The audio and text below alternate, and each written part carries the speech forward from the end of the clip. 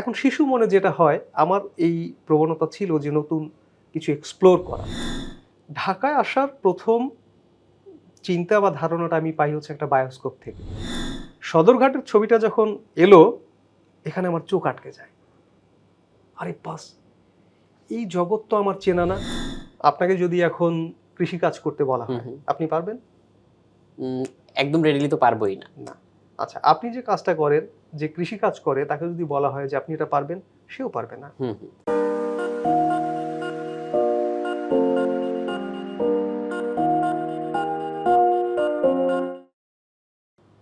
প্রিয় দর্শক, আসসালামু আলাইকুম। স্বাগত জানাচ্ছি গল্পগ্রাফির আজকের পর্বে। আজকে আমাদের সাথে অতিথি হিসেবে উপস্থিত আছেন জনাব গৌরাঙ্গ হালদার। ভাইয়া বর্তমানে প্রথম আলো এবং প্রথমা প্রকাশনের সাথে কাজ করছেন। প্রথমা বুক ক্যাফের ইনচার্জ হিসেবে আছেন শেফস টেবিলে। এবং আজকে আমরা ভাইয়ার সাথে অনেক বিষয় নিয়ে আলোচনা করব। তার মধ্যে মূল জিনিস যেটা আমরা ভাইয়ার সাথে শুরুতেই আলোচনা করছিলাম, সেটা হচ্ছে মানুষের কোনো পরাজয় নেই, জীবনের কোনো পরাজয় নেই। এবং এখানে বইয়ের গুরুত্ব, একটা মানুষের জীবনের সাথে বই কতভাবে কিভাবে যুক্ত থাকতে পারে এবং বইয়ের যে ইউনিকনেস মানুষ হিসাবে, সেটা নিয়ে আমরা আজকে ভাইয়ার সাথে গল্প করব। আসসালামু আলাইকুম ভাইয়া। ওয়ালাইকুম আসসালাম। কেমন আছেন ভাইয়া? হ্যাঁ, আমি ভালো আছি। অসংখ্য ধন্যবাদ, আপনারা আমাকে ডেকেছেন। আমি অকিচিৎকর মানুষ। এই যে আপনারা ডেকেছেন, এটার জন্য আমি আপনাকে বিশেষভাবে ধন্যবাদ দেই। রকমারি.com-কে বিশেষভাবে ধন্যবাদ জানাতে চাই। আমরাও অনেক কৃতজ্ঞ যে আজকে ব্যস্ততার মধ্যেও আমাদেরকে আজকে আপনি সময় দিতে পেরেছেন, এবং আশা করছি আপনার সাথে আমরা বই নিয়ে একটা খুব প্রাণবন্ত আলোচনায় অংশ নিতে পারবো। ভাইয়ার অনেকগুলো বই আমার সামনে আছে, এগুলো নিয়েও আমরা আস্তে ধীরে আলোচনায় আসব। তবে তার আগে আমি জানতে চাই ভাইয়া, একদম ছোটবেলার কথা। একদম ছোটবেলায় আপনি কি করতেন, কিভাবে সময় কাটাতেন, এবং বইয়ের সাথে প্রথম আপনার পরিচয়টা কিভাবে হয়েছিল? আচ্ছা, ধন্যবাদ। আমার জন্ম ১৯৭৮ সালে। যদিও কাগজপত্রে লেখা ১৯৮০, কিন্তু প্রকৃত জন্মসাল ১৯৭৮। জন্মের পরে আমি মামা বাড়িতে ছিলাম। সেটা সম্ভবত ৫-৬ বছর পর্যন্ত হবে। ৬ বছর পর্যন্ত হবে। তো ওই সময় আমার হাতেখড়ি মামাবাড়ি হয়। আমার হাতেখড়ি হয়েছিল তালপাতায় এবং কয়লার কালি। বাঁশের কঞ্চি, কয়লার কালি আর হচ্ছে তালপাতায়। তো আমার মামা, উনি তখন মেট্রিকে পড়তেন। ওনার বইপত্র ছিল। তো ঘরের উপর দিকে বর্ষার সিজন হচ্ছে বইপত্র বেঁধে ঝুলানো থাকতো। তো আমি এগুলো উপরে উঠে দেখতাম। তো এই বইপত্রের ভেতরে একটা বই ছিল ইংলিশ ওয়ার্ড বুক। এইটা আমার পড়তে ভালো লাগতো। আমি তখন বুঝতাম না, কিন্তু এটা আমার ভালো লাগতো। তো তখন কেবলমাত্র মানে ইংরেজি শব্দ, বাংলার শব্দ, বিভিন্ন শব্দের সাথে আমার পরিচয় ঘটছে। তো এই পরিচয় পর্বে বয়স ছোট হলেও আমার কেন যেন একটা আগ্রহ ছিল যে এই শব্দটার মানে কি, এই শব্দটার অর্থ কি। তো এইটা আমি ওই ওয়ার্ড বুকগুলোতে পেতাম। যখন আমি পড়তে শিখেছি বাংলা এবং ইংরেজি, এটা আমি ওই ওয়ার্ড বুক থেকে হচ্ছে এই পড়ার যে মজা, যে শব্দের অর্থ জানা, এটা আমি ওখান থেকে পেয়েছি। এরপরে আমাদের বাড়িতে চলে আসলাম, স্কুলে যাওয়া শুরু করলাম। যখন আরো পড়তে শিখলাম, ওইটা তখন আমি ওই বইটা ছাড়িনি, ওটা আমি আমার কাছে রাখতাম। তখন এটা আরো বাড়তে থাকে। এভাবে আর কি শুরুটা এভাবে পড়াশোনার। জিনিসটা আমার কাছে খুব ইন্টারেস্টিং লাগলো যে বাচ্চারা যখন পড়তে শেখে তখন হয়তো ঠাকুমার ঝুলি বা ছড়ার বই, এই ধরনের বই নিয়ে বেশি ইন্টারেস্টেড থাকে। তবে আপনার বেলায় যেটা হয়েছিল যে একটা ওয়ার্ড বুক, এটাতে আপনি খুব আগ্রহ পেয়েছিলেন এবং অনেক দিন পর্যন্ত বইটা সাথে রেখেছিলেন। ওয়েল, আমার ছেলের বয়স এখন ৮ বছর। সে আমাকে অনেক কিছু জিজ্ঞাসা করে, বাবা এটার মানে কি, এই শব্দের অর্থ কি, এটার মানে কি। তো এটা আসলে শিশুদের প্রবণতা। শিশুরা জানতে চায়, নতুন কিছু এক্সপ্লোর করতে চায়। কৌতূহলী ওরা অনেক। হ্যাঁ, অবশ্যই কৌতূহলী। কৌতূহলী না হলে সে শিখবে কি করে। তা আমার ক্ষেত্রেও ব্যাপারটা এরকমই ছিল যে এই শব্দের মানে কি, শব্দের মানে এখন আমাদের চারপাশে যারা আছেন সব শব্দের মানে সবাই তো জানেন না। যারা সংকলন করেন যে এই শব্দের মানে এইটা, তো এখানে গেলে পরে শব্দের মানেটা জানা যায়। বইয়ের এখানে একটা বড় ভূমিকা আছে, হ্যাঁ, যে বই এটাকে সংরক্ষণ করে। আপনি বইয়ের সাথে যখন সম্পর্ক স্থাপন করবেন তখনই আপনি এই শব্দের অর্থগুলোকে ডিকোড করতে পারবেন, অর্থগুলো আপনি জানতে পারবেন, এবং সেই অর্থ জানার ভেতর দিয়ে আপনার ভেতরে নতুন ভাষা তৈরি হবে।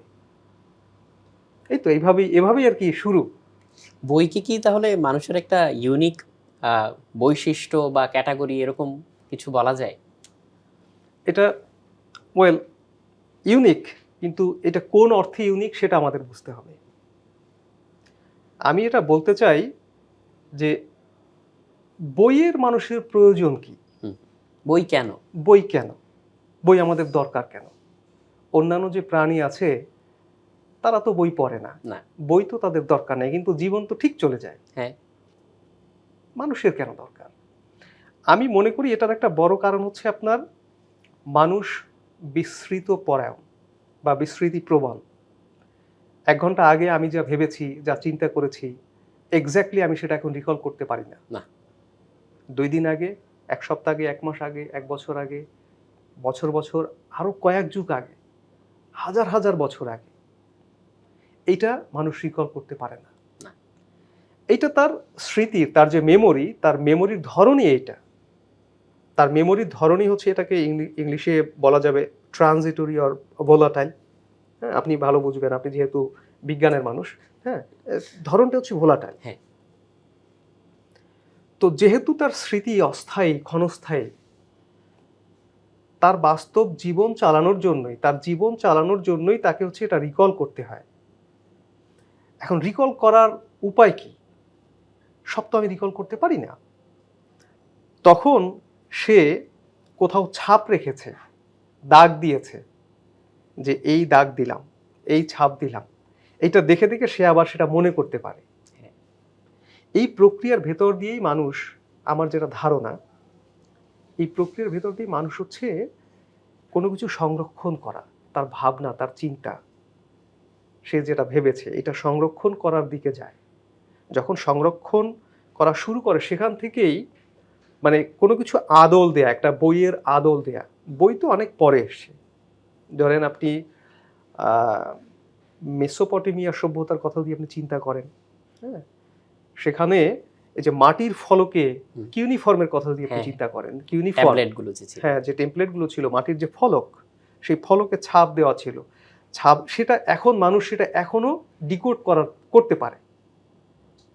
তো বই হচ্ছে চিহ্ন, সংকেত। বইয়ের যে ভাষা, এটা হচ্ছে সংকেত, চিহ্ন। এই চিহ্ন ধরে ধরে মানুষ তার আগের প্রজন্ম কি বলেছে, 1000 বছর আগের মানুষ কি বলেছে, এখনকার মানুষ কি বলছে, এইটা সে মানে সময় নিয়ে বুঝে সুঝে এটাকে নতুন করে সে ভাবতে পারে। এটা একটা বিরাট সুযোগ, এবং এটা মানুষের ক্রিয়েটিভিটি। এবং এখানেই এই অর্থে মানুষ মানে বই এবং বইয়ের সাথে মানুষের সম্পর্ক, এই অর্থে এটা ইউনিক। এর মধ্যে যদি আরেকটা প্রসঙ্গ টানি, যে সৃষ্টিশীল কাজ যেগুলো বা সাহিত্যকর্ম যেগুলো, শিল্প সাহিত্য বলে আমরা যেটাকে বুঝি, তো এই ধরনের কাজ তো সবাই আসলে পারে না বা করে না। তাহলে এই যে একজন শিল্পী, একজন সাহিত্যিক, একজন সৃষ্টিশীল মনের মানুষ, তার সাথে তাহলে বাকিদের মূল পার্থক্যটা কোন জায়গায়? আমার যেটা মনে হয় পার্থক্যটা হচ্ছে ধরনে। যেমন আপনাকে যদি এখন কৃষিকাজ করতে বলা হয়, আপনি পারবেন? একদম রেডিলি তো পারবোই না। না। আচ্ছা, আপনি যে কাজটা করেন, যে কৃষিকাজ করে, তাকে যদি বলা হয় যে আপনি এটা পারবেন, সেও পারবে না। আচ্ছা, তাহলে আপনি যেটা পারেন সেটা একটা দীর্ঘ প্রক্রিয়ার ভেতর দিয়ে আপনি এসেছেন। হ্যাঁ। আবার কৃষক যেটা পারে সেটা সে একটা দীর্ঘ প্রক্রিয়ার ভেতর দিয়ে এসেছে। তো এখানে একটা সময়ের ব্যাপার আছে, একটা প্রক্রিয়ার ব্যাপার আছে, শিক্ষণের ব্যাপার আছে। এখন এই শিক্ষণ প্রক্রিয়া ছাড়া তো কৃষক হয়নি, শিল্পী হয়নি। হ্যাঁ, প্রত্যেক মানুষের হচ্ছে নিজস্ব কিছু প্রবণতা থাকে। আপনার যে প্রবণতা আমার হয়তো সেই প্রবণতা না, আপনার যেটা ভালো লাগে আমার সেটা ভালো লাগে না, এরকমই তো হয়। হ্যাঁ। আচ্ছা, ইংরেজিতে এই অর্থে মানুষকে বলে ইন্ডিভিজুয়াল, ব্যক্তি। এখন ইন্ডিভিজুয়াল স্বতন্ত্র, বাংলা এটা আমরা বলি হচ্ছে ব্যক্তি বা স্বতন্ত্র। এখন স্বতন্ত্র কেন স্বতন্ত্র? আপনার যেটা পছন্দ আমার সেটা পছন্দ না, আবার আমার যেটা পছন্দ সেটা আপনার পছন্দ না। এই কারণেই মানুষ স্বতন্ত্র, ব্যক্তি, ইন্ডিভিজুয়াল। তো আপনার যারা শিল্পী, সাহিত্যিক, কবি, আমি মনে করি যে ব্যক্তি হিসাবে এগুলো তাদের প্রবণতা ছিল। এই প্রবণতাগুলোকে তারা লালন করেছেন, বিকশিত করেছেন, চর্চায় রত থাকেন। এই কারণেই তার একটা আইডেন্টিটি তৈরি হয় যে এ শিল্পী, এ সাহিত্যিক, এ কবি, এ কৃষক, এ চাকুরিজীবী, এ বিজ্ঞানী। এই যে এইভাবেই তো আমাদের সমাজ, এইভাবেই তো আমাদের জগৎ। তো একজন শিল্পী শিল্পী হয়ে ওঠেন আসলে তার চর্চার ভেতর দিয়ে, তার শ্রমের ভেতর দিয়ে। এটা নিয়ে তিনি লেগে থাকেন। যেমন আমি বই নিয়ে লেগেছিলাম বিধায় আপনি আমাকে ডেকেছেন, এবং এটা আমাকে একটা পরিচয় দান করে যে আমি বইয়ের মানুষ, বা আমি বই লিখি, আমি বই পড়ি। এখন যদি আমি ধরেন কৃষি নিয়ে কাজ করতাম, সেভাবেই আমার আইডেন্টিটি তৈরি হতো, এইভাবেই। এটা কি বলা যায় যে যারা সৃষ্টিশীল কাজের সাথে জড়িত থাকেন, হ্যাঁ, তারা হচ্ছে একদম কোনো হয়তো ছাঁচে পড়ে যান না? আপনি যেটা আলোচনা শুরুর আগে আমরা আলোচনা করছিলাম যে কাদামাটির মতো। হ্যাঁ, আর কেউ যদি হচ্ছে কোনো ছাঁচে পড়ে যায়, বা ধরা যাক এই কাপটার মতো একটা মোল্ডের মধ্যে পড়ে যায়, তখন সেখান থেকে বেরিয়ে আসা কষ্টকর। ওয়েল, যেটা আমি বলছিলাম, আপনার মানুষের এই যে সৃষ্টিশীলতা, আমার খুব ঘনিষ্ঠ এক বন্ধু এই গল্পটা প্রায়ই বলেন, আমিও রিপিট করতে চাই। মানুষের সৃষ্টিশীলতা এটা হচ্ছে, ধরেন বাবুই পাখির বাসা বোনা আর একজন আর্কিটেক্ট। বাবুই পাখি যে বাসা বনে, সে এই বাসাটা শত শত বছর ধরে, হাজার হাজার বছর ধরে তার প্রজাতিতে সে একইভাবে বুনে যাচ্ছে। হ্যাঁ। কিন্তু মানুষের এখনকার যে ঘর বাড়ি, এটা তো আগে ছিল না। একসময় তার ঘর বাড়িই ছিল না, বনে জঙ্গলে থাকতো, গাছের ছায়ায়, পাহাড়ের গুহায় থাকতো। এখন এই যে মানুষ পাহাড়ের গুহা থেকে বের হয়ে, জঙ্গল থেকে বের হয়ে ঘর তৈরি করলো, আবার যে ঘর তৈরি করলো সেতে সে সন্তুষ্ট না, আরো বড় ঘর তৈরি করলো, এখন সে নাকি টুইন টাওয়ার তৈরি করছে, তারপর হচ্ছে আপনার বুর্জ আল খলিফা তৈরি করছে। এই যে ব্যাপারগুলো, তার সৃষ্টিশীলতার প্রমাণ হচ্ছে এখানে, যে সে একই জিনিসে আটকে থাকে না। সে তার অবস্থান পরিবর্তন করে, চিন্তার পরিবর্তন করে, নতুন নতুন জিনিস তৈরি করে। কিন্তু অন্যান্য যে প্রাণী আছে, এখানে তাদের সীমাবদ্ধতা আছে। মানুষও সীমাবদ্ধ প্রাণ, মানুষও সীমাবদ্ধ প্রাণ। কিন্তু মানুষের যে কল্পনা, মানুষের যে চিন্তা, সেই জায়গাটা হচ্ছে একটা মানে কাইন্ড অফ ইনফিনিটিনেস। সে কল্পনায় অনেক অনেক দূরে যেতে পারে, এবং সেটা সে বাস্তবেও করতে পারে। তো মানুষের সৃজনশীলতার এখানে একটা জায়গা আছে, এবং এই সৃজনশীলতা আপনার অনেকটা কাদামাটির মতো। যেটা আপনি কাদামাটিতে যদি একটা বীজ ফেলেন, কোনো কিছুর বীজ, সেখান থেকে গাছ হবে, ফুল হবে, ফল হবে, সেখান থেকে সেই ফলে বীজ থাকবে, সেই বীজ থেকে আরো গাছ হবে। এখানে হচ্ছে একটা সৃজনশীলতার একটা নমুনা বা একটা ধারণা পাওয়া যায়।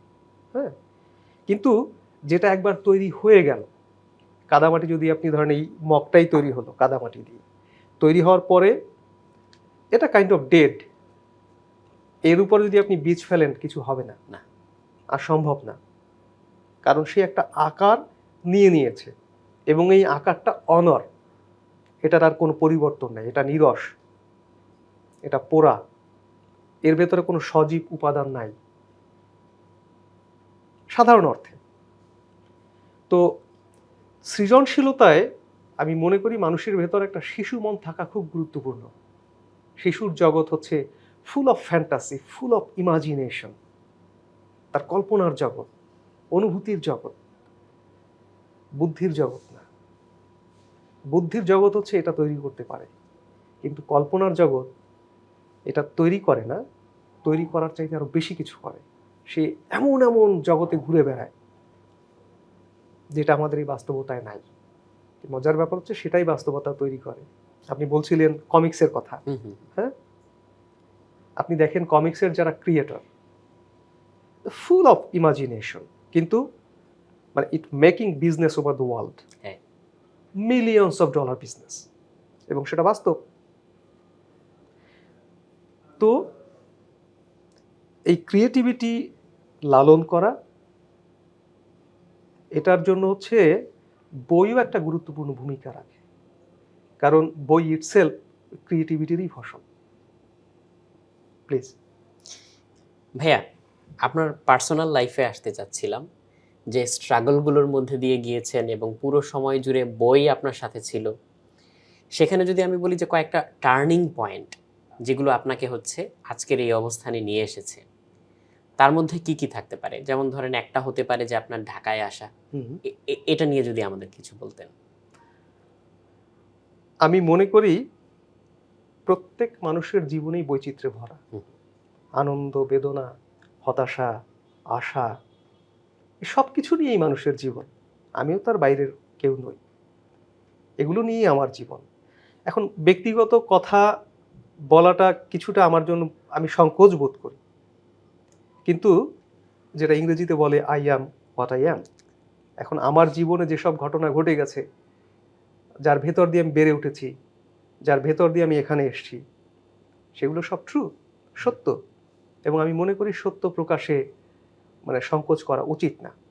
কিন্তু ব্যক্তিগত বিষয়, সেটা আমি চেষ্টা করব যে না, ব্যক্তিগত বিষয় মানে একান্ত ব্যক্তিগত বিষয়, সেগুলো আমি এড়াতে চেষ্টা করব। অবশ্যই। যেগুলো আমি আপনাদের সাথে শেয়ার করতে পারি, মানুষের সাথে শেয়ার করতে পারি, সেগুলোই আমি করব। অবশ্যই।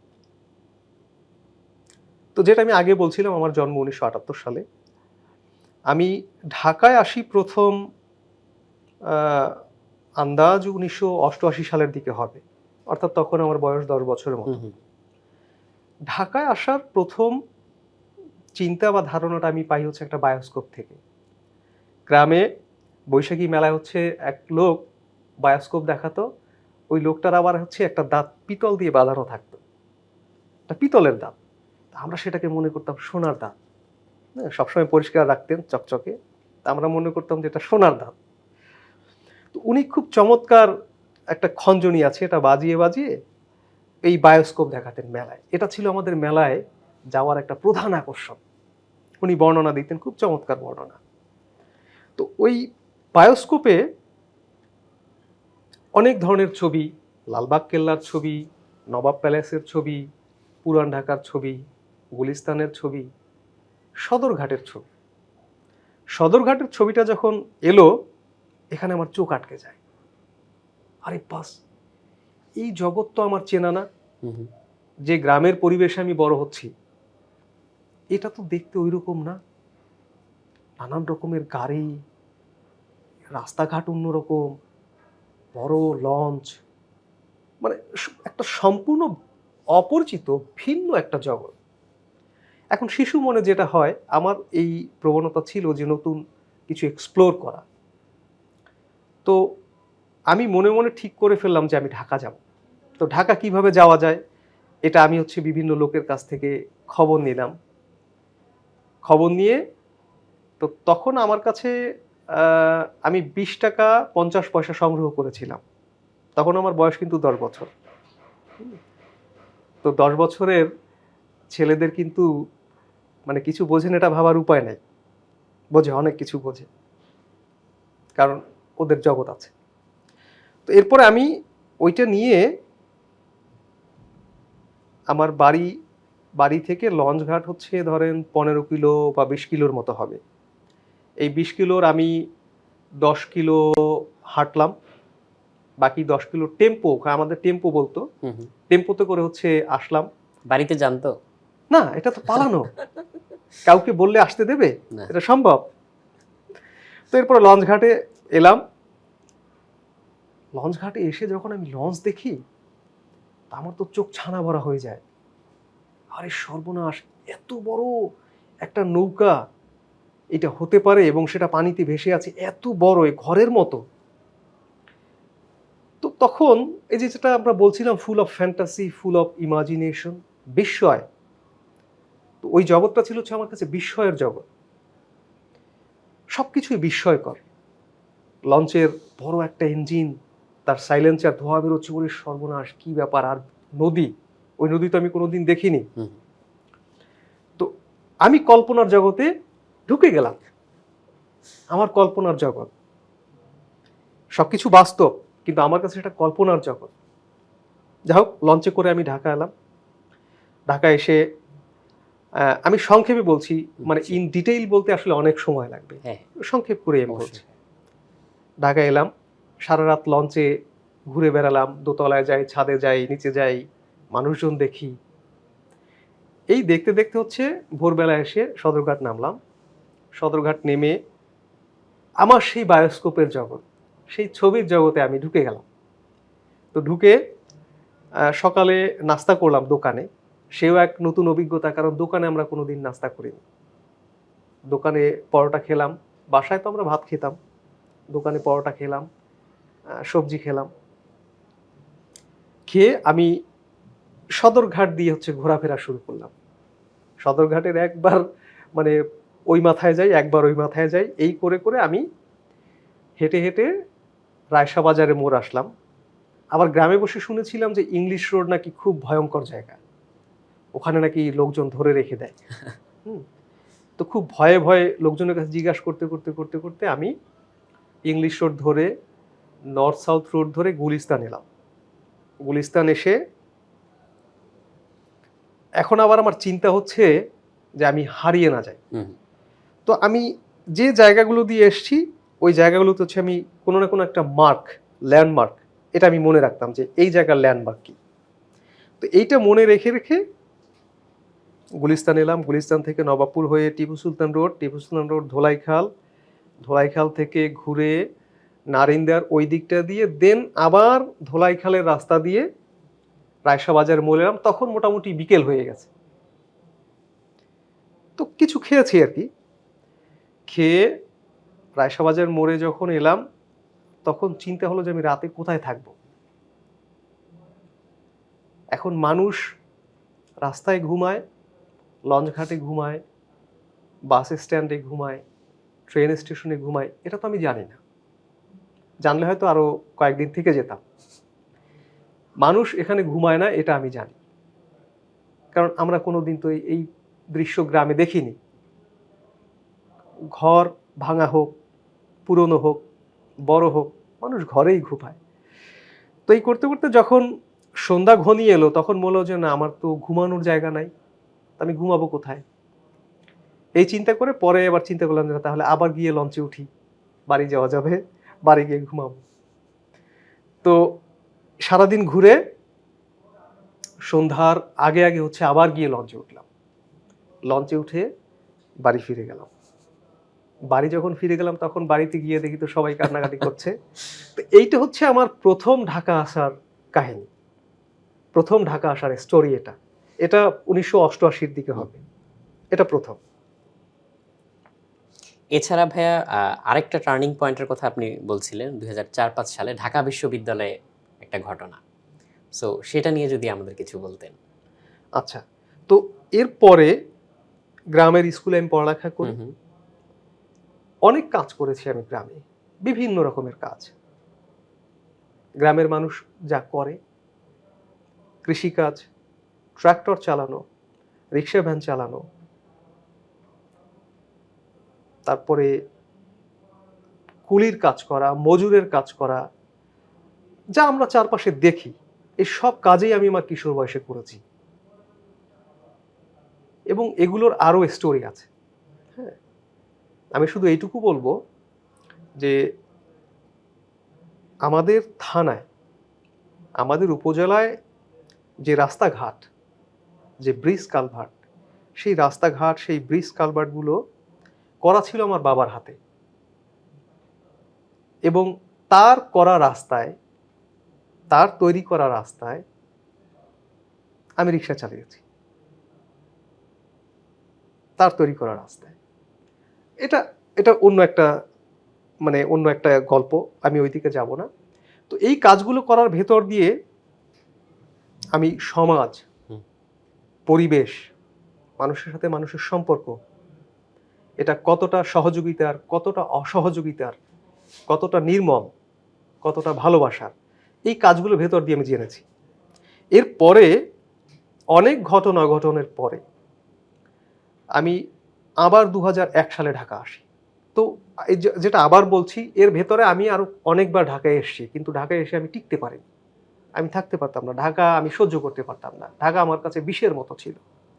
এখানকার বাতাস বিষাক্ত, মানুষগুলোও যেমন কেমন, মানে আমি নিতে পারিনি। আবার বাড়ি ফিরে যেতাম, আবার আসার চেষ্টা করতাম, এই কয়েকবার করেছি। সবশেষ যখন আর কোনো উপায় অন্ত নেই, আমার ছিল না, গ্রামে টিকে থাকার মতো কোনো কিছু করে আমার আর কোনো উপায় অন্ত ছিল না, দেন আমরা 3 ভাই বোন ঢাকায় আসি 2001 সালে, এবং সেটাও আমার বোনের কানের দুল বিক্রি করে আমি ঢাকায় আসি। আমরা 3 জন একসাথেই আসি, টাকা ছিল না, তো এই দুল বিক্রি করা টাকা নিয়ে আমরা 3 ভাই বোন ঢাকায় আসি 2001 সালে। 2001 সালে এসে একটা বস্তিতে উঠি রামপুরায়। আমার ছোট 2 বোন ওরা গার্মেন্টসে কাজ নেয়, আমিও কি করব, তখন আমার পক্ষে কি করা সম্ভব, যা পাওয়া যায় রিক্সা চালানো শুরু করেছি, বাদাম বিক্রি করেছি, অফিসে পিয়নের চাকরি করেছি, যা করা যায়, যা পারা যায়, তো এইভাবে টিকে থাকার চেষ্টা করলাম। তো তারপর বাসের হেল্পারি করেছি, মেক্সির হেল্পারি করেছি। তো এগুলোর ভেতর দিয়ে ট্রান্সপোর্টেশনের সাথে আমার একটা পরিচয় ঘটে। এবং আপনি ভালো করেই জানেন যে এর ভেতরে যে অভিজ্ঞতা, তার কোনো অভিজ্ঞতাই আমার সুখকর না। সমস্ত অভিজ্ঞতাই আমার হচ্ছে তিক্ত, অবজ্ঞার, অবহেলার, হিংসার। এখানে কোনো কোমলতা নাই, কোনো ভালোবাসা নাই, এই সব কিছুর ভেতর দিয়ে আমার বেড়ে ওঠা। তো এরপরে আমি মিশুক চালানো শিখি।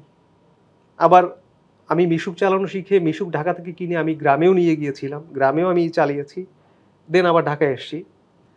ঢাকায় এসে আমি তখন মিশুক চালাই।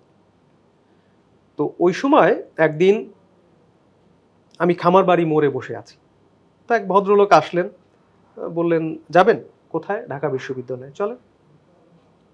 তো তখন খামার বাড়ি থেকে ঢাকা বিশ্ববিদ্যালয়ের ভাড়া, বেটার ভাড়া ধরেন কত, 40 টাকা বা 35 টাকা এরকম ছিল মিশুকে, 30 থেকে 40 টাকা এরকম। তো উনি বললেন যে আমার সাথে আরেকজন লোক আছেন, একটু ভেতরে যেতে হবে, চলে। তো ভেতরে গেলাম, গিয়ে আমি দেখতে পেলাম সর্দার ফজলুল করিম। তা এখন আপনি প্রশ্ন করতে পারেন আপনি ওটাকে চেনেন কিভাবে। আচ্ছা, এই যে আমার জীবনের সংগ্রাম, নানান রকমের কাজ করা, সেই যে ছোট্টবেলায় আমি যে ওয়ার্ড বুক পড়ে যে বই পড়ার মজা, সেটা আমি কখনো ছাড়তে পারিনি। বই ছিল আমার আসলে পথ প্রদর্শক, আমার বিপদের বন্ধু, যে আমাকে পরামর্শ দেবে। এখন আপনি চিন্তা করেন একজন বড় লেখক, যেটা আমরা বলছিলাম হোর্হে লুইস বোর্হেস,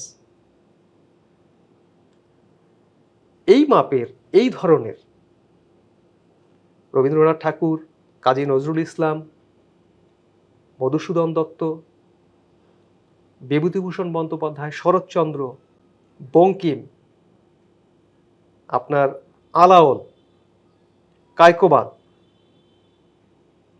অর্থাৎ বাংলা ভাষা সাহিত্যের যারা বড় মাপের লেখক, তাদের সাথে আমার অলরেডি তখন পরিচয় ঘটে গেছে। আমার বাংলা ভাষা সাহিত্যের যারা বড় লেখক, তাদের সাথে একটা পরিচয় ঘটে গেছে। বিশ্ব সাহিত্যের যারা বড় লেখক, তাদের সাথেও আমার পরিচয় ঘটে গেছে। এই কাজগুলোর ভেতর দিয়ে বই আমি সবসময় পড়তাম, এবং ঢাকায় এসে যে বইটা আমাকে সবচেয়ে বড় একটা ধাক্কা দিয়েছে, সেটা হচ্ছে আপনার বাণী চিরন্তনী নামে কিছু সংকলন পাওয়া যায়। এখন বাণী চিরন্তনী, বাণী কারা দেন? যারা বড় মানুষ, বড় মাপের মানুষ, তারাই কিন্তু বাণী রেখে যান, কিছু কথা রেখে যান। তো এই বড় মানুষদের সাথে আমার পরিচয় ঘটে গেছে ঢাকায় আসা শুরুতেই। তো তখন সর্দার ফজলুল করিম স্যার, উনি যখন আমার গাড়িতে উঠলেন, দেন আমাদের আলাপ শুরু হয়ে যায়। তো আলাপ শুনে ওনারাও বুঝতে পারেন যে আমি বিশুক চালাই, কিন্তু এর বাইরেও আমি কিছু কাজ করি। সেই কাজ হচ্ছে পড়া, আমি একজন পাঠক। তো এই কথা বলতে বলতে ওই ভদ্রলোক, ওনার নাম শফিউর রহমান লিটু, উনি আমার এখন বন্ধু মানুষ। তো উনি বললেন যে ঠিক আছে, আপনি আসেন আমাদের আড্ডায়, কথা হবে। আমরা শাহবাগে আড্ডা দিই। তো এটা আমি মনে রেখেছি। তো তখনও আমার কাছে মোবাইল ফোন ছিল না, মোবাইল ফোন ছিল না বা কিছু ছিল না। ওনার নামটা আমি মনে রেখেছি এবং আড্ডার জায়গাটা হচ্ছে শাহবাগ। তো একদিন শাহবাগেই হচ্ছে জাদুঘরের সামনে শফিউর রহমান লিটু এবং ওনার যারা বন্ধু ছিলেন সবাই মিলে আড্ডা দিচ্ছেন। তো আমি মিশুক একটা পাশে রেখে আড্ডায় জুড়ে গেলাম। তো এই আড্ডায় এসে আমার যে পড়াশোনার জগৎ, এটা একটা বিরাট টার্নিং পয়েন্ট ছিল। ওখানে একটা বড় আকারের মোড় নেয় আমার পড়াশোনার জগৎ। তো এই আড্ডার মধ্যমণি ছিলেন জাবেদ হোসেন। উনি আমার অত্যন্ত ঘনিষ্ঠ একজন বন্ধু মানুষ এবং উনি আমাকে আসলে শিখিয়েছেন যে জীবনের পরাজয় নাই। ওনারই একটা বইয়ে একদিন আমাকে লিখে দিয়েছিলেন, জীবনের পরাজয় নাই। এটা আমাকে নতুন করে ভাবতে শিখিয়েছে, নতুন করে পথ দেখিয়েছে। তো এরপরে হচ্ছে আমার ঢাকার যে সাহিত্যের জগৎ, চিন্তার জগৎ, এটার সাথে আমার পরিচয় ঘটে যায় এবং আমি এটা কন্টিনিউ করি। আমি মিশুক চালাই, সময় বের করি, আড্ডায় আসি। আপনার আজই যে, তারপরে ঢাকা বিশ্ববিদ্যালয় কেন্দ্রিক যে সাহিত্যের আড্ডাগুলো, চিন্তা চর্চার যে আড্ডাগুলো, এগুলোতে আমি নিয়মিত তখন আমার যাতায়াত শুরু হয়। এরপরে ভাইয়া লেখালেখিতে কিভাবে এলেন? তো এখন লেখালেখিতে আসার যেটা সূত্র, যখন এই আড্ডাগুলোতে যেসব মানুষের সাথে আমার পরিচয় ঘটে, তারা তখন লিখছেন, তারা লেখক। তো লেখকদের সাথে আড্ডায় গিয়ে আমি তখন কেবল শ্রোতা। ভেতরে ভেতরে একটা ভাবনা তৈরি হচ্ছিল যে আমি কি লিখতে পারি। তখন এটা 2004-05 দিকে হবে।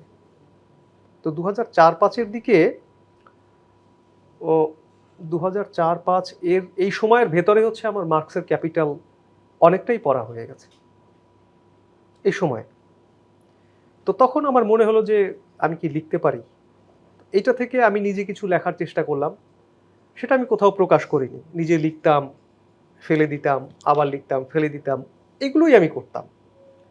তো যখন যোগাযোগটা বাড়তে থাকে, মানুষের সাথে যোগাযোগ বাড়তে থাকে, পরিচয় বাড়তে থাকে, হ্যাঁ, পত্রপত্রিকার লোক, টেলিভিশনের লোক, বিভিন্ন জার্নালের লোক, এদের সাথে যখন আমার যোগাযোগ বাড়তে থাকে তখন মনে হচ্ছিল যে তাহলে আমার কি কিছু লেখা উচিত, আমি কিছু লিখব। এরপর আমি লেখা শুরু করলাম। 2007 হচ্ছে আপনার সমকালে আমার লেখা বের হয়। 2007 কিছু পত্রপত্রিকায়ও লিখি। এটার ভেতর দিয়ে আসলে চর্চাটা আগায়। এরপরে আমার প্রথম বই বের হয় হচ্ছে 2018 সালে। তো 2007-07 পরে হয়তো পত্রপত্রিকায়, কিছু পত্রপত্রিকায়, জার্নালে, বিভিন্ন জায়গায় হয়তো টুকটাক লিখেছি, কিন্তু ঠিক ওইভাবে না। আমার প্রথম বই বের হয় 2018 সালে। তো এই দীর্ঘ সময় আপনার 2000, আমি যদি 2004 সাল ধরি, 2004 সাল থেকে 2018, তার মানে হচ্ছে আপনার 14 বছর। এই 14 বছর আমার একটা বোঝাপড়ার সময় ছিল। পঠন পাঠন, বোঝাপড়া, চর্চা, যে আমি আসলে কি করব, কোন দিকে যাব। দেন 2016 সালের পরে হচ্ছে আমি ডিসাইড করি যে না, আমি লিখব, আমাকে লিখতে হবে এবং আমার লেখা উচিত বলেই আমি মনে করি। এরপরে 2018 সালে হচ্ছে আমার প্রথম বই বের হয়। এখানে আমাদের সামনে বেশ কিছু বই আছে, যেমন এর মধ্যে হচ্ছে একদম নিচেরটা যদি আমি উঠিয়ে নিয়ে আসি, উঠান, লেখালেখির উঠান, এটা নিয়ে আমাদেরকে একটু যদি বলতেন ভাইয়া। আচ্ছা, লেখালেখির উঠান, এই যেটা বললাম, এই বন্ধুদের সূত্রেই হচ্ছে এই উঠানের যারা সম্পাদক আছেন, আয়োজক আছেন, এদের সাথেই এই কাজগুলো আমরা একসাথেই করি, পরিচয়ের সূত্রেই। তারা আমার সবাই বন্ধু মানুষ। এটা তো মূলত ওয়েব ম্যাগাজিন। হ্যাঁ, এটা মূলত ওয়েব ম্যাগাজিন, লেখালেখির উঠান, এবং বছরে আমরা একবার হচ্ছে এটা প্রিন্ট এডিশন বের করি। হ্যাঁ, এখানে লেখার চেষ্টা করি এবং এই উঠান পরিবারের আমি একজন সদস্য। এখানে আরো বেশ কয়েকটা বই আছে, যেমন লান্দাই। হ্যাঁ হ্যাঁ, এটাই আমার প্রথম বই। প্রথম, হ্যাঁ, লান্দাই আমার প্রথম এটাই বই। 2018 সালে। এটা 2018 সালে বের হয়। এটা হচ্ছে আপনার আফগান নারীদের কবিতার অনুবাদ। তো আফগানিস্তানে অনেকগুলো কবিতার ধারা আছে।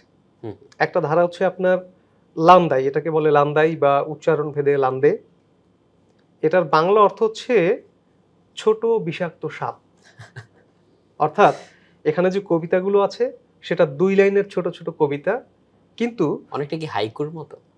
না, ঠিক হাইকু না, আচ্ছা। ঠিক হাইকু না। হাইকু হাইকু আরো ছোট, হুম হুম। এবং হাইকু সাধারণত 3 লাইনে হয়, কিন্তু এটা হচ্ছে 2 লাইন। এটার সাথে সাদৃশ্য পাওয়া যাবে হচ্ছে আপনার শের, উর্দু বা ফার্সি যে শের, হুম হুম হুম। 2 লাইন করে আগায়। এটার সাথে এই ট্র্যাডিশনের মিল আছে, কিন্তু এটা ছোট কিন্তু পাওয়ারফুল। হ্যাঁ, শর্ট, এটা ইংরেজিতে বলা হচ্ছে শর্ট পয়জনাস স্নেক, লান্দাই, ছোট বিষাক্ত সাপ। বাংলা এটা আপনি বলতে পারেন যে ধানি মরিচের মতো, খুব ছোট কিন্তু এর ঝাল খুব, এরকম একটা ব্যাপার আর কি আছে। এইটা নিয়ে একটা সংকলন, এটা আমার অনুবাদ করা। আর এখানে আরেকটা দেখতে পাচ্ছি, রাষ্ট্র ও জনসমাজ। হ্যাঁ, এই বইটা, এর ব্যাকগ্রাউন্ডটা কি? রাষ্ট্র জনসমাজ, এটা হচ্ছে নিশ্চয়ই জানেন আপনার প্রিজন নোটবুকস খ্যাত আন্তোনিও গ্রামসির, ওনার প্রিজন নোটবুকসের নির্দিষ্ট একটা অংশের অনুবাদ, স্টেট অ্যান্ড সিভিল সোসাইটির অংশের অনুবাদ। এটা ডেফিনেটলি আপনার মানে ফিলোসফিক্যাল ওয়ার্ক, হ্যাঁ, আপনার রাজনীতি নিয়ে, মানে পলিটিক্যাল ফিলোসফি। এই ওয়ার্কটা অ্যাকচুয়ালি পলিটিক্যাল ফিলোসফি, এটার অনুবাদ। এটা আমার সবশেষ কাজ, মানে পাবলিশড। নর্স মিথোলজি ব্যক্তিগতভাবে আমার খুবই প্রিয় বিষয়, এবং এর উপরে হচ্ছে যত অ্যাভেইলেবল ম্যাটেরিয়াল ছিল বিভিন্ন জায়গায়, অনলাইনে অফলাইনে, নীল গেইম্যানের একটা বই ছিল নর্স মিথোলজি, সেটাও আমি পড়েছি এবং খুবই এনজয় করেছি। সো এখানে নর্স মিথ নিয়ে আপনার একটা কাজ দেখতে পাচ্ছি। হ্যাঁ, নর্স মিথ, ছোট ছোট বই। তো এই যে মিথ, হুম হুম।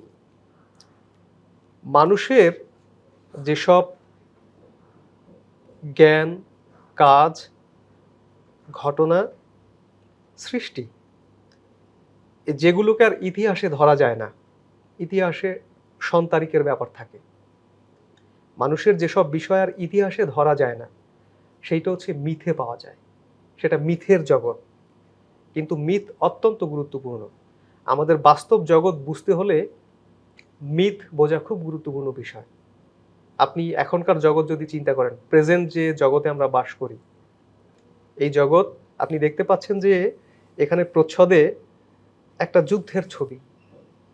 আমাদের বাস্তব জগৎটাও কিন্তু এখন যুদ্ধের, দেশে দেশে সেনাবাহিনী, যুদ্ধ, মৃত্যু, এই সব কিছু আছে। এই সব কিছু নিয়ে কিন্তু আমাদের এখনকার দুনিয়াটা চলছে। আগেও চলেনি সেটা না, এখনো চলছে। এবং সেটা যদি আপনি বুঝতে চান বড় কোনো ব্যাকগ্রাউন্ডে, হুম। তাহলে মিথের জ্ঞান থাকা খুব জরুরি বিষয়, যে মিথ কিভাবে এই বিষয়গুলোকে তুলে আনে। মিথ, তাহলে মিথ বা পুরাণ আর যদি হচ্ছে লেজেন্ড বা কিংবদন্তির মধ্যে কোনো সীমা রাখা যদি টানা যায়, সেটা কিভাবে আসে? মানে দুটোর মধ্যে আসলে পার্থক্যটা কোন জায়গায় হয়? আপনার মিথের যে ব্যক্তি, হুম হুম। একে আপনি কোথাও খুঁজে পাবেন না। আচ্ছা। মিথের যে ব্যক্তি, একে কোথাও আপনি খুঁজে পাবেন না। কিন্তু ইতিহাসের যারা লিজেন্ড, তাদেরকে আপনি খুঁজে পাবেন, উদ্ধার করা সম্ভব। আলেকজান্ডারকে তো আমরা এখন উদ্ধার করতে পারি, হুম। তিনি ইতিহাসের ব্যক্তি। কিন্তু মিথের যারা ব্যক্তি, তাদেরকে আপনি ইতিহাসে খুঁজে পাবেন না। হ্যাঁ, কিন্তু তাদের ছায়া আপনি ইতিহাসের ভেতরেই পাবেন। যদি আমরা সীমারেখা টানি, হুম। ভেদরেখা টানি, তাহলে এটা হচ্ছে ভেদরেখা, যে মিথের যে ক্যারেক্টারগুলো, সেটা আপনি ইতিহাসের ভেতরেই পাবেন। কিন্তু ইতিহাসের ভেতরে এই মিথের চরিত্রগুলোকে আপনি পাবেন না। দ্যাটস ওয়াই এটা মিথ ক্রিয়েশন। আর এখানে আরেকটা বই দেখতে পাচ্ছি, প্রজ্ঞান। হ্যাঁ এটাও তো ভাষান্তর। হ্যাঁ, আমার সবগুলোই ভাষান্তর। এটার ব্যাকগ্রাউন্ডটা কি? আচ্ছা, এটা হচ্ছে আপনার, আপনি নিশ্চয়ই জানেন যে কাহলিল জিবরান খুব বড় মাপের একজন কবি, খুব বড় কবি। অত্যন্ত সংবেদনশীল কবি।